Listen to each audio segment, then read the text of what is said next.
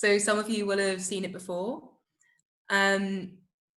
So roughly what I'm going to do is I'm going to sort of go through the process behind taking a paper from being a paper to being a press release, and what the purpose of a press release is, and to some extent how that can then interact with actually getting press coverage. And I'm also going to touch on some of the problems that come up, or some of the challenges that there are between just communicating generally from scientists to the general public. I realise that I am absolutely not the resident expert in this talk today, because I can see that Marika and Esther are here. So if I say anything wrong, please just jump in. I'll just put, let's see if I can get the next slide up. Yeah. So my background with this is in 2016, I did an internship at the press office at ESO. And I was there for 4 months, and I really realized how much I did not know about the process of taking a paper from being a paper to the process it is of getting a press release out and what a press release did. So it's quite a sharp learning curve. And since then, I've kept up a very minor role with ESO in a freelance capacity, which I'll mention later on.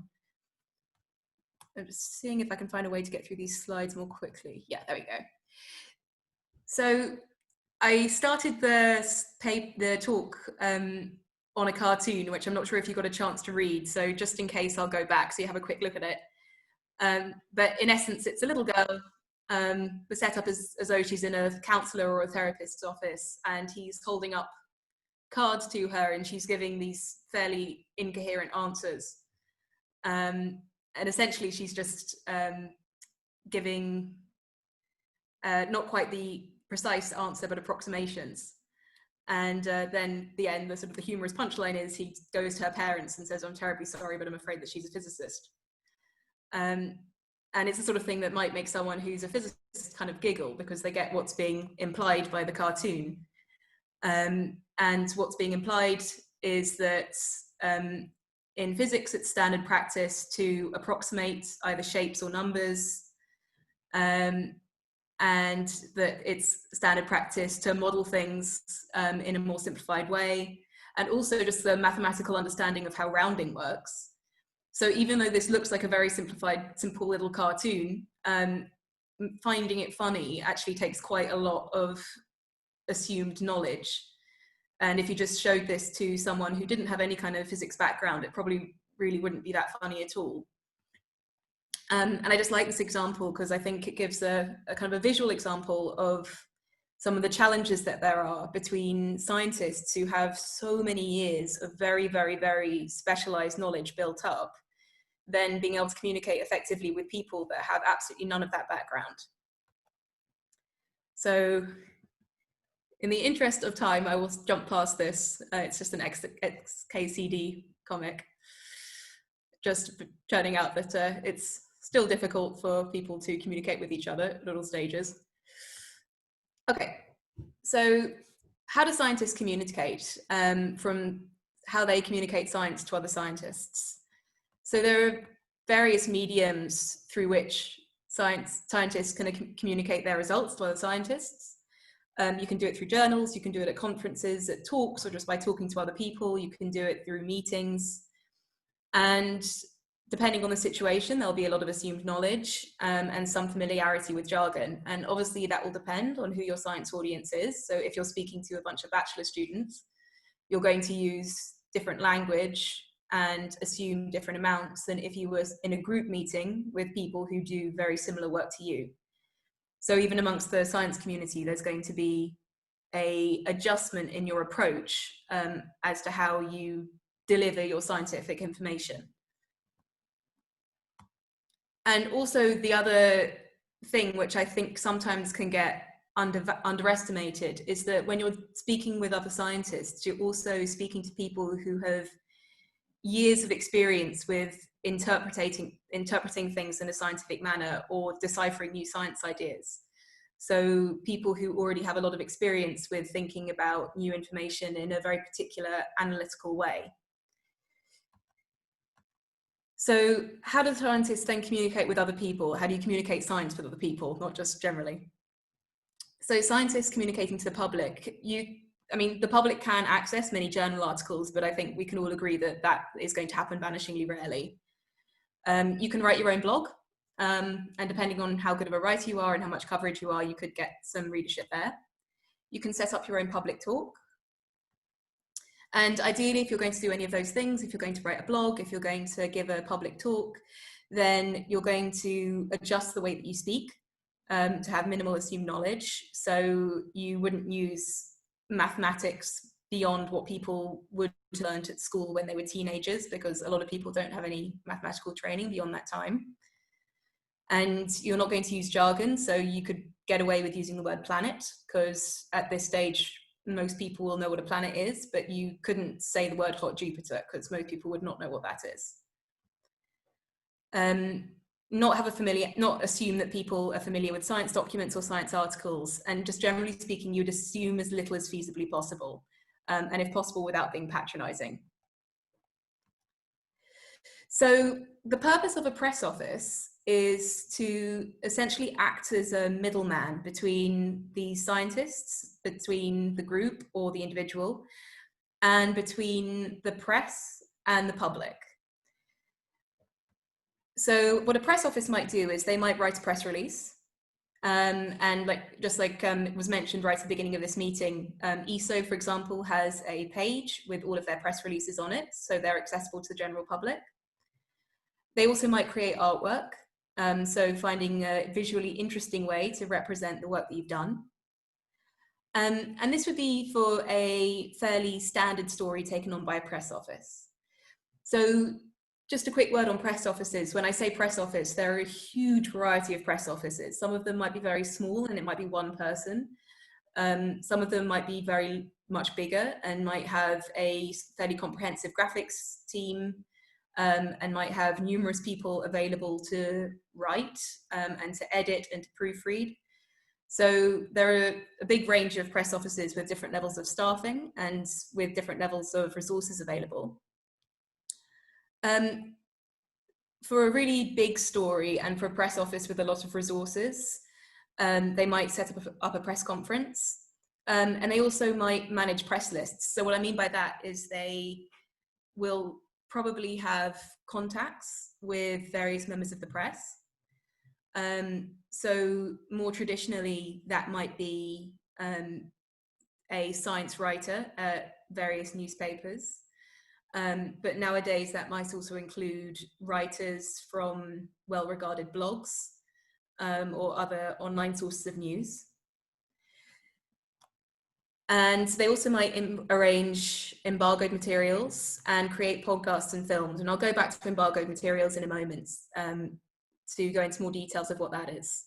So this would be for a more major story taken on by a press office. And you can see that press offices do a lot. They're creating a lot of materials. And essentially the purpose of those materials is to take the paper and take the results and to try and take out the salient points that they believe will be of interest to the public. And then their job as a press office is to try and translate that result in such a way that it's going to be easy to be taken up by the press. So I'm just going to go through some points of kind of jargon at the moment. So an embargo won't happen for all press releases, but for a result that's fairly major. So for example, in the case of Proxima B and that announcement in 2016, or any other very major result like the image taken of a black hole, in that instance, there's a desire to build up as much press coverage as possible. So it's not desirable to have the information and the results leak out in bits and bobs. You want it to come out in one go and for the press to kind of respond at once, so you can get a sort of coherent press reaction about the result. So, but in order for that to be effective, you don't want the press to be finding out about the results at the moments when the public find out about it as well, because then there'd be a delay in the press producing pictures and writing, and you wouldn't get that big coherent kind of press response. So what often happens if there's been a really big result is that certain members of the press, be that people who work with newspapers or people who write blogs, will receive certain amounts of information in advance under embargo, which means that they can use that information to write an article or to create interesting bits of graphical arts to display the results. And then when the embargo lifts, which might, for example, be timed with something like a press conference, it means that immediately all of those press results can go straight to the public.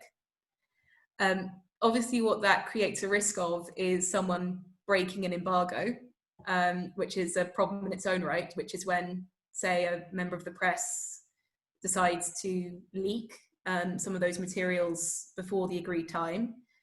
And that's its own risk and its own challenge.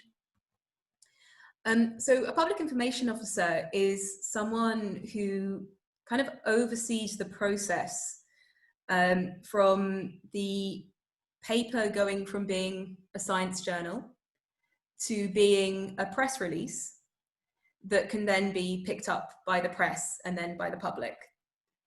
So their job is to kind of oversee the entire process, and it's also to build up relationships with members of the press. So, for example, a PIO or a public information officer that's well sort of has got lots of interesting connections. If a particularly interesting result falls in front of them and they know that there's going to be a lot of public interest and they really want to push a good story forward, then what they might do is they might approach members of high profile news outlets, for example, the New York Times or the Guardian, and liaise with them directly to build up a really interesting piece. So that would be going beyond just creating a press release, but it would actually be directly liaising with someone who works at a newspaper or some other media outlet to form interesting forms of media which are going to get even more public attention.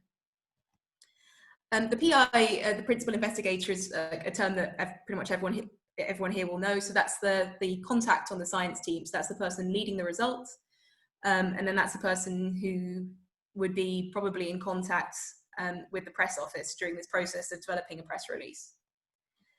There's a science liaison. I think these can be called different things and it can mean something slightly different, but it is often the person who works at a press office who keeps track of whether the way that the science is being represented in the press release or with the media that's being created is realistic. So they keep an eye on the science and make sure it's remaining accurate. A graphic designer is, again, a phrase that everyone's going to have heard of. It's a person who designs the graphics. So for example, I've got Proxima B stuck in my head today, but when Proxima B was discovered and when a lot of the press went to the media, there were a lot of very beautiful images of artists' impressions of the surface of Proxima B, and those were all done by graphic designers. So they might be independent graphic designers, or they might be graphic designers that work with the press office and create art which is viable within certain constraints or representative within certain constraints of what could be going on, but is also visually appealing. So it's going to capture the interest of the public. So what's the point of contacting a press office? Because in theory, you could write your own press release. And you could write your own press release. So you could write your own jargon-free summary of your results and you could put it somewhere online. And you could hope that it gets picked up by the media, or you could email it to a bunch of newspapers or to a bunch of blogs. So as long as that's not breaking any agreements within your group, or it's not breaking any sort of rules set down by the instrument you used, then you're at perfect liberty to do that. So what's the point of using a press office? So one of the things that a press office will be able to do is they'll be able to take into account all the different considerations of the moment. So, for example, there's often fairly sort of political elements with the way that results get represented. So, for example, if there's civil unrest in the country where the telescope that was used was based, then certain language or certain visuals might not be appropriate. That might cause a bad response to the press. And different people are going to respond to the science and to the message in different ways. And hopefully with the press office, you've got a much more coherent team who are going to be able to take those thoughts into account. So jumping in now to a different side. So I think what's sometimes not super clear is what the main thing that a press office will often do is produce a press release and then the associated media. They won't necessarily, or they probably won't be the ones writing the articles that go into the newspapers themselves. So one of the main purposes of a press release is that you've got your science results into a format or into language that the more general public is going to be able to understand. And then the press can then look at the press release, and then from there they can then start writing their own pieces, writing their own articles, creating their own media. And depending on the press outlet, that's going to be done in different ways. So it might be done in a very measured, reasonable, balanced manner. It might be done from more of a human interest angle. Or it might be just done in a very sensationalist way that kind of bears very little resemblance to the original to the original message of the paper. So what I'm going to do is, because I don't want this to go on too long and I want to give people a chance to ask questions, I'm going to go through this. This is an example that I already showed a couple of years ago, but I do think it's quite funny. And then once I finish going through this article, I'm just going to let people jump in and ask questions if they want to. And if people don't want to ask questions, then I've got more slides I can go through.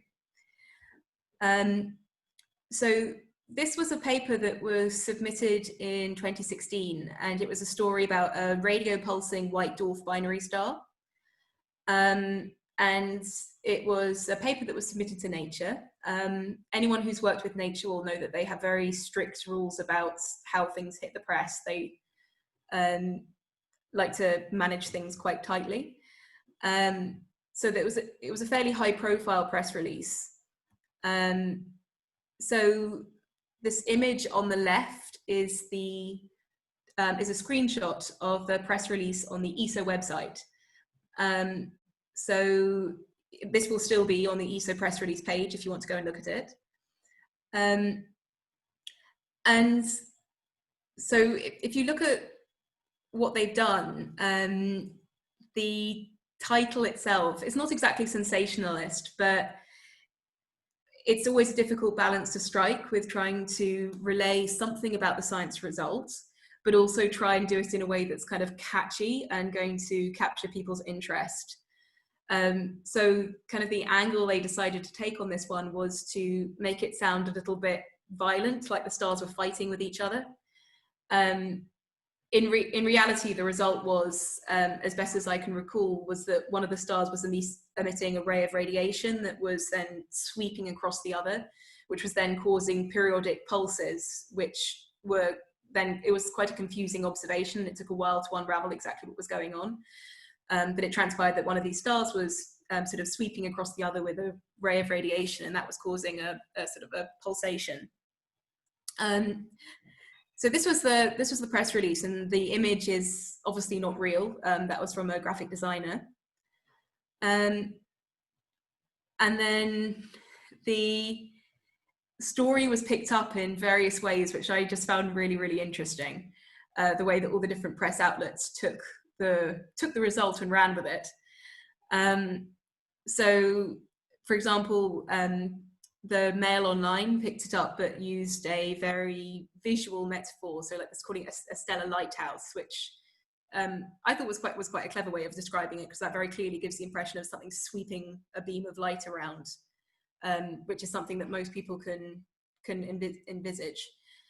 But then it hit blogs and was picked up in various ways by blogs. So you can see very sensationalist language being used, like the terrifying reason this star flickers every 2 minutes, and the white zaps red dwarf with cosmic lightsaber. And yeah, and yeah, and this one with it, the don't blink, for anyone who's watched Doctor Who, that's a reference to a very famous Doctor Who episode. And yeah, a reference to Star Wars. And yeah, so just various different ways of representing the story in a way that was meant to pick up people's public interest. So I'm going to pause here and give people a chance to jump in and ask questions, because I know this can be a bit of a sprawling topic. But something that was raised when I gave a version of this talk a couple of years ago, and something which probably jumps to mind when seeing kind of headlines like this,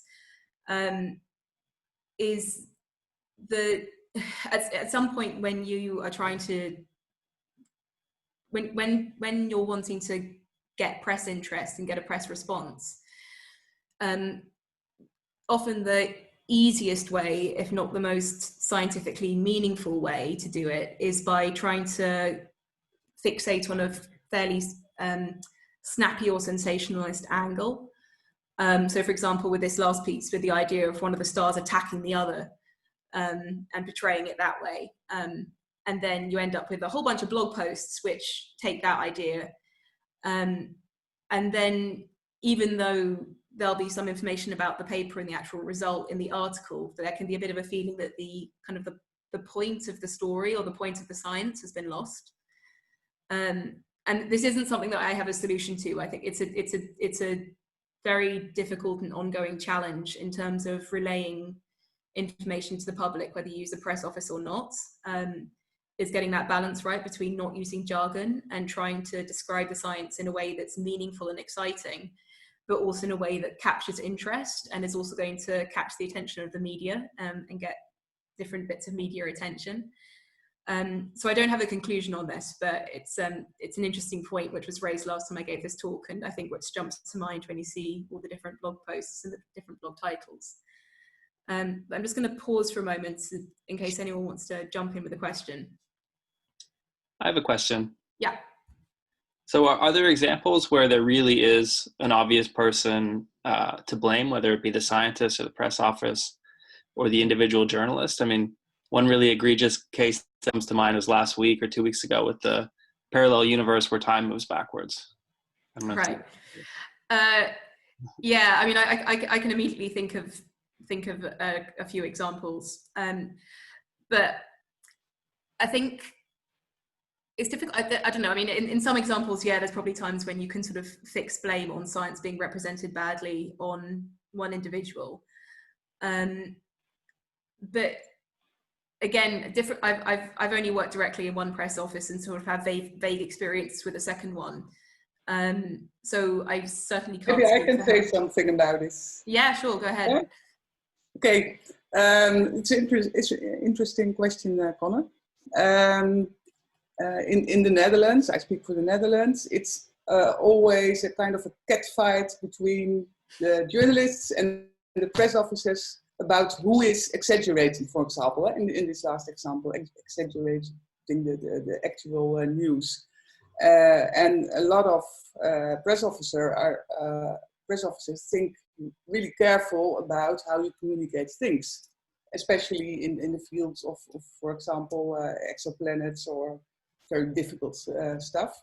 But journalists, science journalists, very often complain that the press officers don't do the right thing, that they exaggerate too much. And that's not especially the case in astronomy, but for example, in medical sciences, that happens very often. The press officer is not very well equipped and can't judge it very well, and is influenced by his or her scientists, and the scientists want to get in the news, and the press officer does what the scientist once, and then things just come in the news in a very bad way. But in astronomy, it's in general, it's okay. There work a lot of very good press officers in our field, and yeah, sometimes it goes wrong, like your example just showed. And another interesting thing about what you told about embargoes, it's the trend now, more or less. Things change very quickly, of course, in our field. That in the case of very big news, like the first detection of gravitational waves, the first M87 picture of the EHT team, nothing was sent out under embargo before the release time. So I think in case of very big news, and they don't use embargoes anymore. Yeah, it's something that's quite difficult to be, it's difficult with embargoes because it's sort of thing that's it's difficult to be punitive about, because rather than, you know, short of removing the person from a press list, you know, it's the trend is that unless nature or science demands it, their embargoes are not used very often anymore. Yeah. Yeah, and in terms of the Liam, just to finish off with your question as well, like I suppose from the press officer's perspective, like they're often under pressure or pressure or perceived pressure to sort of, I guess, package things in a certain way might be the wrong way of putting it, but for example, portraying something as a more definite result than it is, or portraying something as a completely new result when that might not be quite close to the truth. And so things like that, which aren't strictly speaking wrong, but also are arguably not that right either. But just because first time or absolute detection sounds a lot snappier than, you know, possible evidence for, or there are these two groups and they both kind of saw the same thing at the same time, but yeah.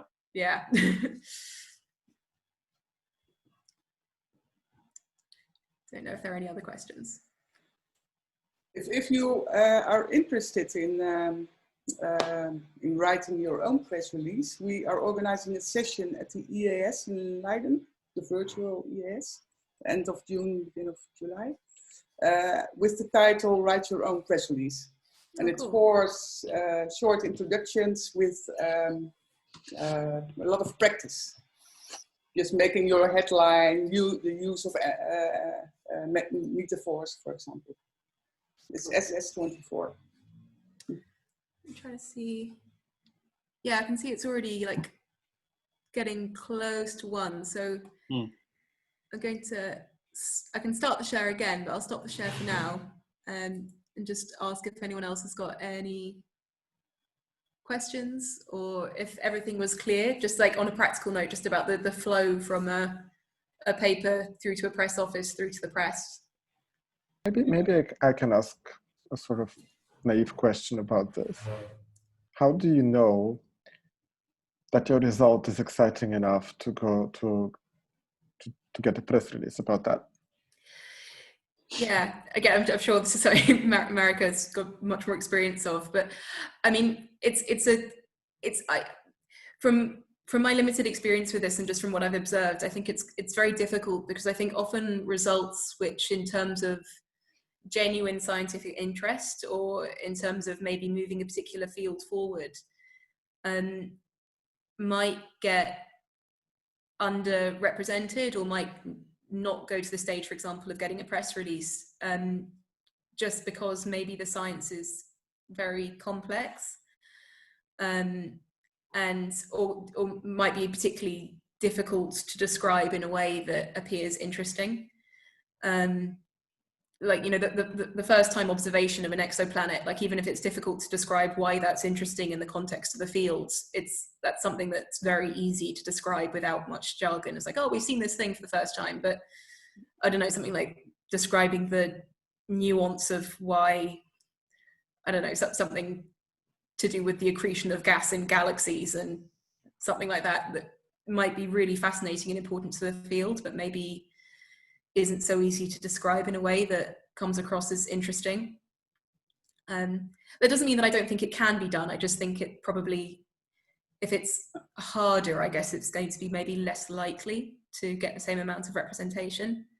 Yeah, and beside the things that you mentioned, so a first, stunning visual, easy to explain, appealing, a follow-up, all kind of things you can imagine that it helps promoting your press release. In the news field, you always have to deal, you said it in the beginning of your talk, to deal with the context. There might be in your country a new parliament, a corona crisis. And if there's something happening that is bigger than everything, then your press release won't do anything. But then you can send it out, because it's always good to do your PR and not stop it. And maybe later on it will be picked up. But you can predict what will do better and what will do worse in the press release. But you can't be sure if it really will be published, or journalists will do something with it. Yeah, and I think sometimes there's probably an element as well of just like how easy the PI in question is to work with, and also how good the PI is at explaining why their work is interesting. Because even if the PI isn't the one that writes the press release, they still need to present it to a press office unless the press office has approached them and explain why their work is interesting. And if they only manage to do that with a very dense paragraph of very long words, and then get extremely upset if the press office tries to not use all those words, then it's going to be very difficult to work with them and get a coherent press release out. And a good example of how important the news context is the best example is the opening of Alma in 2013. There were 125 journalists on the Jagmetor plane. And BBC, CNN, everybody was there. I was there with the Dutch crew, TV crew. But on that day, there was also these rounds of electing a new pope. And just 1 hour before the opening, there was white smoke from the Vatican. And all the journalists there were correspondents in Southern America. And the Pope was from Brazil or Argentina, I don't remember. And all those people